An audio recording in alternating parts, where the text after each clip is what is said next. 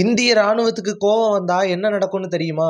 பக்கத்து வீட்டுக்காரனாச்சே எந்த பிரச்சனையும் வேணான்னு நம்ம பாகிஸ்தான் பங்காளிகளை விட்டு வச்சா, போர் அடிக்கிறப்பெல்லாம் நம்ம நாட்டுக்குள்ள படையெடுத்து நம்ம வீரர்களுடைய உயிரெடுத்துட்டு இருந்த பாகிஸ்தானுக்கு தக்க பதிலடி கொடுக்க நினைச்ச இந்தியா, தாங்க முடியல இம்சை, இவனுங்க கிட்ட எதுக்கு அகிம்சைன்னு ஒரு நாள் நேதாஜி வழியில போக முடிவு பண்ணுச்சு. பாகிஸ்தான் எல்லைக்குள்ள புகுந்து இந்திய ராணுவம் காமிச்ச அதிரடி வேட்டையில 37 தீவிரவாதிகள், 2 ராணுவ வீரர்கள், அவங்களும் தீவிரவாதிகள் தான், இப்படி எல்லாரையும் கொன்னு புதைக்க எல்லை தாண்டி போய் என்ன நடக்குதுன்னு சுதாரிக்கிறதுக்கு முன்னாடி ஒட்டுமொத்த வேலையும் முடிச்சுக்கிட்டு ஒரு உயிரிழப்பு கூட இல்லாம தாய் நாட்டுக்கு திரும்பிச்சு இந்திய ராணுவம். ஒட்டுமொத்த உலகத்தையே ஒரு நிமிஷம் கதிகலங்க வச்ச இந்த அட்டாக் தான் பாகிஸ்தான் ராணுவத்தின் ஆணவத்தை அழிச்ச த சர்ஜிக்கல் ஸ்ட்ரைக்.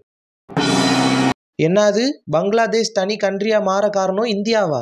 இந்தியா கிட்ட இருந்து பிரிஞ்ச பாகிஸ்தான் கிழக்கு மேற்குன்னு 2ஆ பிரிஞ்சுது. இதுல கிழக்கு மக்கள் சொந்த மண்ணிலேயே அகதியா வாழ்றாங்கன்னு இந்தியாவுக்கு லேட்டா தான் புரிஞ்சுது. இந்த பிரச்சனையில தலையிட்ட இந்தியா, டே தம்பி, சொந்த மண்ணுல எதுக்கு பாகுபாடு, ஒற்றுமை தான் எங்க நிலைப்பாடுன்னு எவ்வளவோ சொல்லியும் கேட்காததால இது போரா உருமாறுச்சு. போர் தொடங்கின 13 நாட்கள்ல 90,000 பாகிஸ்தான் வீரர்களை சிறப்பிடிச்ச இந்தியா, ஒழுங்கா வந்தியா, அவங்களுக்கு சுதந்திரத்தை தந்தியான்னு இருக்கணும், புரியுதா அப்படின்னு மிரட்ட கிழக்கு பாகிஸ்தான் விடுதலை பெற்றுச்சு. பங்களாதேஷ்னு ஒரு கண்ட்ரி உருவாக்கப்பட்டுச்சு.